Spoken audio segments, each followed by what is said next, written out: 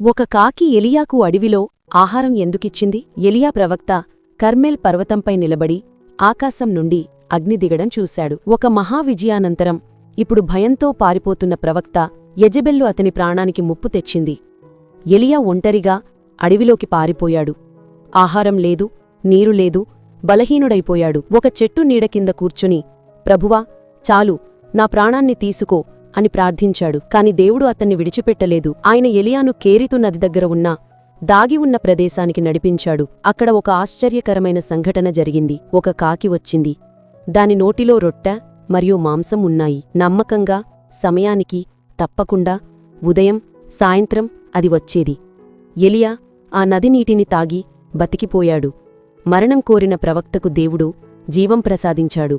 ఎందుకంటే దేవుడు మనల్ని ఎక్కడికి నడిపించినా అక్కడ మనల్ని ఒంటరిగా వదిలిపెట్టడు. ఆయన దాగి ఉన్న ప్రదేశాలలో కూడా మనకోసం సరఫరా సిద్ధం చేస్తాడు. మనకు కావాలనుకున్న విధంగా కాకపోవచ్చు, కాని మనకు అవసరమైన విధంగా మాత్రం తప్పక అందిస్తాడు.